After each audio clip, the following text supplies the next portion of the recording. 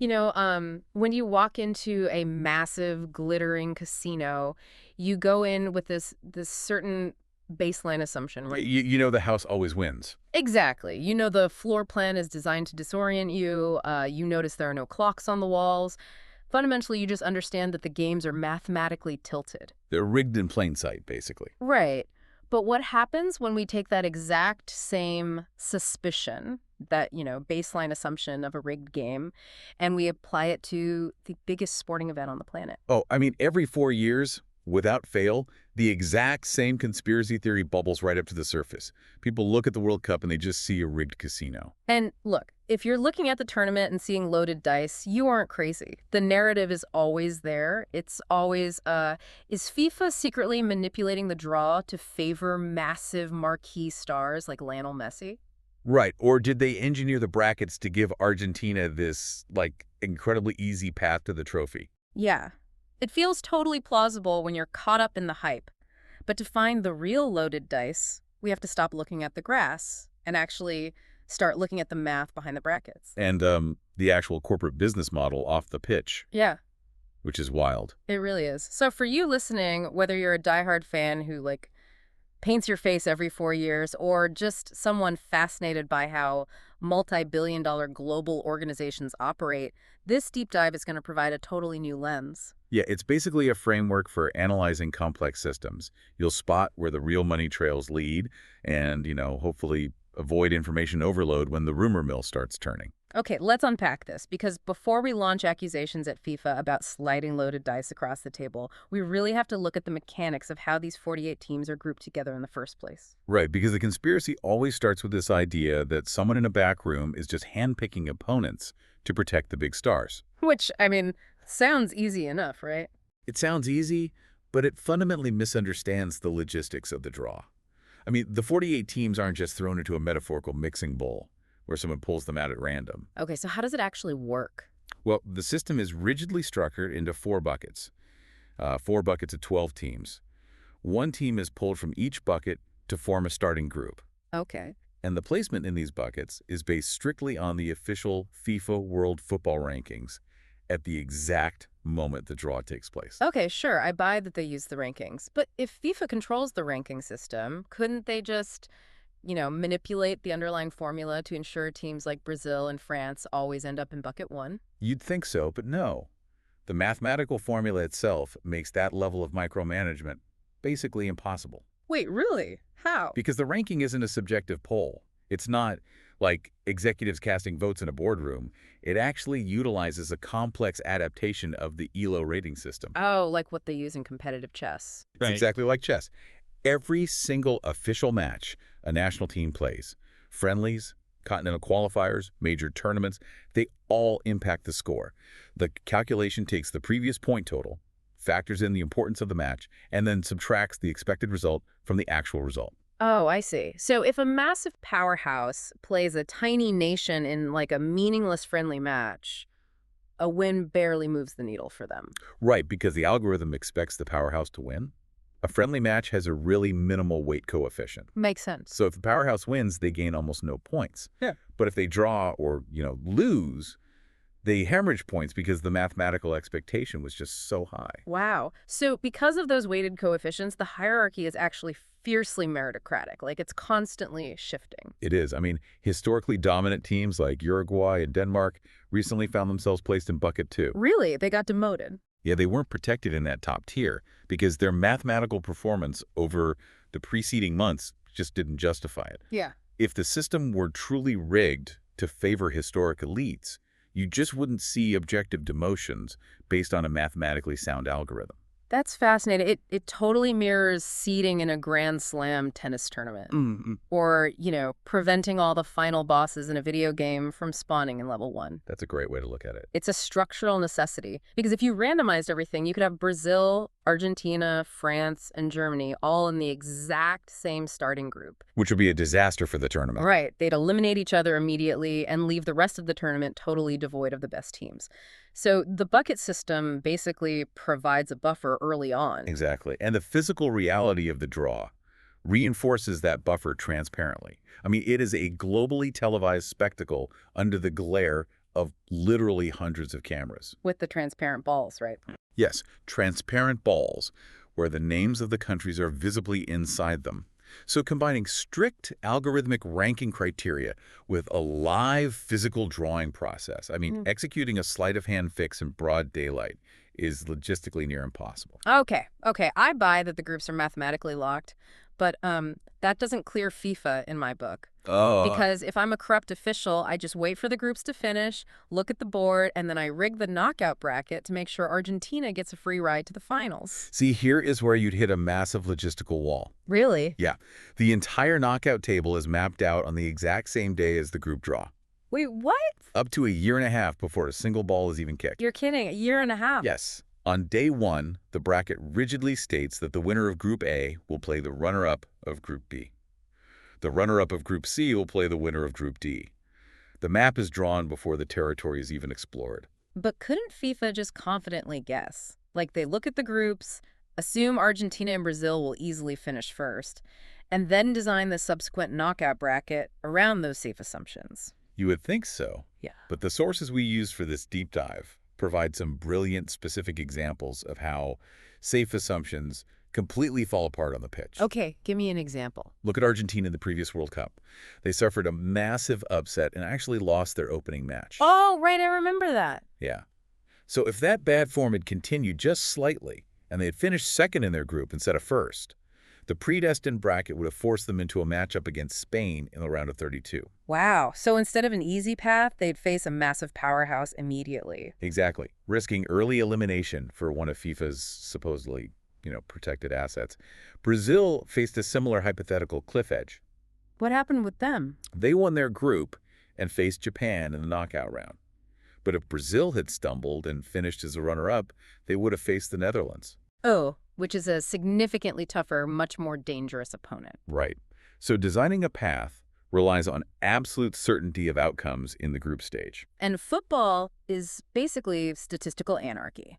The sources actually use this really cool chess analogy that scales incredibly fast to illustrate this. Oh yeah, the chess analogy is great. At the start of a game, the player with the white pieces has exactly 20 possible first moves. Right. And then, after both players make just one move, the board configurations jump to 400. And it gets crazier. Yeah, after 5 moves each, you are looking at over 4 million possible options. 4 million. Now take that mathematical explosion and apply it to a 48-team tournament played across multiple cities. You have to factor in variables that no boardroom could ever control. Exactly, like a star striker pulls a hamstring in training. Or a torrential downpour waterlogs the pitch, totally neutralizing a fast-paced passing team.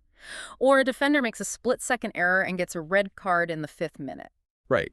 The World Cup functions on that exact parallel mathematical trajectory. The sheer permutations of wins, losses, unexpected draws, and injuries across 48 teams. It makes it mathematically impossible to script an outcome a year and a half in advance. You just cannot control the countless human and environmental variables dictating whether a team finishes first, second, or third. You really can't. So if they can't control the math of the groups and they can't control the permutations of the bracket, that leaves us asking why FIFA would even want to rig the tournament for Argentina or Brazil in the first place. Which is the million-dollar question. Right, because when dealing with global conspiracies, the assumption is always money, so let's follow the actual cash. And following the cash dismantles the Messi conspiracy instantly. I mean, the pervasive myth is that Lionel Messi winning the World Cup is the ultimate financial windfall for FIFA. But the raw economics tell a totally different story. Completely different. Argentina and Brazil, despite their incredible footballing heritage, do not possess the economic power to be FIFA's main financial drivers. So where is the real money coming from? FIFA's foundational revenue streams actually come from television broadcast rights and massive corporate sponsorships. And the epicenter for that corporate money is the United States. Even though football isn't the dominant sport there. Even so, the sheer scale of the American corporate machinery makes it a massive source of income. And then when it comes to the actual consumer market for football, the most lucrative region is Europe. Right. The broadcasting deals over there are astronomical, and merchandise sales are unparalleled. Exactly. So logically, if FIFA were sitting in a boardroom rigging the tournament purely for maximum profit, they do everything in their power to favor England, or a major European power. Just to maximize engagement in those ultra-profitable markets. Right. They would rig for the biggest market. But the reason they don't is that manipulating individual matches isn't the real money grab. Oh, okay, so what is? The true systemic cash grab is the macro structure of the tournament itself, which is highlighted perfectly by the recent massive format change. Ah, the expansion to 48 teams. Yes. The tournament now features 12 groups. And under the new rules, the top 2 teams from each group automatically advance, giving you 24 teams. Okay. But they need a clean, even bracket, so they also allow the top 8 third-place teams to advance. This structural shift creates a brand new round of 32. Because historically, the tournament went straight from the groups to a round of 16, right? Exactly. And by adding the round of 32, every single advancing team has to play an additional match. That's an entire extra round of global television broadcasts, stadium ticket sales, concessions, advertising revenue. I mean, we are talking about massive added value generated purely by tweaking the tournament's geometry. Pure profit. And the mechanics of how those top 8 third-place teams advance further illustrates the absurdity of the rigging theory. How so? Because FIFA wouldn't just have to control who wins or loses. To rig this, they would have to meticulously orchestrate point totals and goal differentials across 12 different groups simultaneously. Just to control precisely which third-place teams make the cut. Exactly. Oh my God. So we would need Team X to beat Team Y by exactly 2 goals, while simultaneously ensuring Team Z draws their match on the other side of the world, just so the goal differential math works out perfectly for the standings. Right. And the complexity goes even deeper than goal differential. The tiebreaker system is a cascading hierarchy of rules. It gets worse. It gets so much worse. Yeah. First, they look at total points. If 2 teams from different groups are tied on points for that final third-place spot, they look at overall goal difference. Okay. If that's tied, they look at total goals scored. And if they are still tied, they go down to fair play points. Wait, what are fair play points? It's literally determined by which team received fewer yellow and red cards throughout the group stage. You've got to be kidding me. You would essentially need to bribe a player on Team Z to intentionally commit a foul and get a yellow card just to sway the tiebreaker for a team in a completely different group. Yes. It's beyond James Bond villain levels of orchestration. That complexity is exactly why the theory collapses. The sources actually point to Group A to show this unpredictability in action. You had the host nation, Mexico, South Africa, South Korea, and Chechnya. Okay. Now, the overwhelming consensus going into the tournament was that South Korea, which was a very strong team, would either win the group or comfortably place second. Right, they were considered a total lock to advance. But absolute chaos ensued instead. South Korea finished third. Wow. Now, imagine a FIFA executive sweating in a suite, realizing their supposed star asset has tumbled into the third-place pool. To save them, that executive now needs favorable results in Group F, Group H, and Group J just to push South Korea above the goal differential cut line. And they couldn't do it. They couldn't. South Korea ended up on the wrong side of the complex point structure and was eliminated, alongside notable teams like Iran. Orchestrating a specific team to sneak in while managing 47 other teams' simultaneous chaotic results. Yeah. It's just mathematically unfeasible. Okay, so if they can't control the math of the groups and they can't orchestrate the tiebreakers, that leaves a multi-billion-dollar organization with only one place left to guarantee their margins. The administrative rulebook? Yep. We've been looking for corruption on the grass when we should be looking in the boardroom. Precisely. Because FIFA is widely considered one of the most corrupt sports organizations globally. Yeah. But the mechanics of that corruption are entirely structural. Right, like how? It happens through the incredibly lucrative secondary market of ticket resales, for instance. FIFA doesn't simply print tickets and sell them all to fans at face value. They bundle them into massive, opaque hospitality packages, don't they? Exactly. They allocate vast quantities of the best seats to third-party hospitality corporations. These corporations bundle a ticket with, like a stadium buffet and some VIP lanyards. And suddenly they can charge a premium markup thousands of dollars above face value. And FIFA gets a massive guaranteed payout from the corporate buyer up front. Right. This allows them to extract maximum revenue from the secondary market without having those exorbitant individual ticket prices show up on their primary public-facing books. That is so shady. And then there's the lobbying for who actually gets to host the tournament, right? It's not just a friendly vote where delegates judge the quality of a country's stadium. Oh, not at all. Yeah. It is driven by opaque financial maneuvering under the guise of administration. A wealthy country bidding to host will often promise hundreds of millions in football development grants to the federations of smaller nations in exchange for their votes. Wow. Yeah. The money flows legally through administrative channels like to build a training facility in a tiny island nation, for example. But the underlying motivation is a transaction for geopolitical influence and hosting rights. It happens entirely separate from the 90 minutes of football played on the pitch. Entirely. Which brings up a huge contradiction. Why go to such incredible lengths to extract every possible dollar off the field through opaque ticketing bundles and development grant lobbying, but intentionally keep the actual game on the grass so rigorously clean? Like, if you are that greedy, why not rig the product too? Because the unpredictability of the football is their core product. It's literally the only reason those broadcast rights are worth billions. The sources provide a really tangible example of administrative greed intersecting with the game. The newly introduced hydration breaks. Oh, right. 3 minutes in the first half, 3 minutes in the second half. Yes. And as the sources explicitly state, those breaks have absolutely nothing to do with player safety or actual hydration. Wait, really? Really. They are a blatant manufactured mechanism to create 6 minutes of highly premium mid-match advertising space. It's a boardroom decision to squeeze more ad revenue out of a 90-minute window. So they pause the game to sell trucks and soda, but they refuse to script the game itself. Exactly.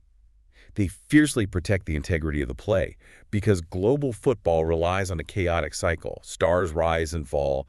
Messi will eventually retire. Right. Historic giants like Italy failed to qualify entirely recently.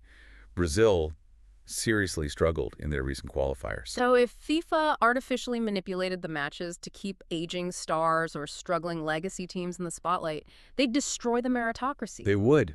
The idea that a tiny nation could theoretically topple a giant on any given Sunday is exactly what makes the tournament infinitely valuable to advertisers. Exactly. Because if it feels like a scripted reality show, the global audience stops watching and the American corporate money dries up instantly. Plus, executing a daylight robbery on the pick is physically impossible anyway. Right, because of all the tech. Yeah, you have thousands of high-definition cameras catching every angle, dozens of match officials, and the video assistant referee system, VAR. You have literally a bunker of referees watching super slow-motion replays of every single foul or offside call.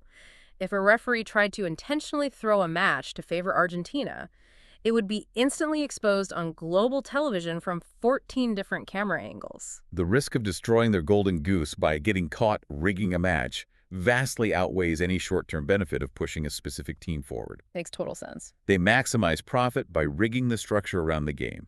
The ad breaks, the hosting rights, the opaque ticket allocations, but they leave the 90 minutes on the grass entirely to the chaos of the sport. Wow. Looking back at the journey we just took, the contrast is stark. We started with the mathematical realities of the draw, how the ELO-based ranking system and transparent balls prevent the heavyweights from clashing on day one.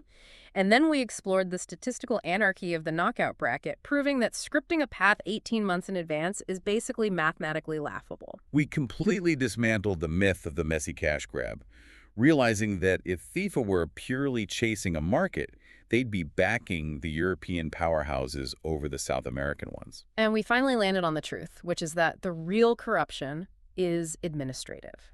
It's the opaque hospitality ticket bundles and 3-minute hydration breaks designed to sell you cars, not a secret plot to guarantee a trophy for a specific player. Exactly. For you listening, this framework is incredibly valuable. Being able to separate systemic, institutional money-making strategies from individualized, chaotic outcomes on a field, it's a brilliant way to analyze any complex global system. It really cuts through the noise of conspiracy theories and tracks the actual money trail. It does. It forces you to look at the structure rather than the symptoms. And I actually want to leave you with a final thought to mull over. Building on this dynamic between protecting the chaos and maximizing profit. Oh, I like this. What is it? Well, we establish that the sheer uncontrollable unpredictability of the matches is exactly what makes those broadcast rights so valuable to advertisers, right?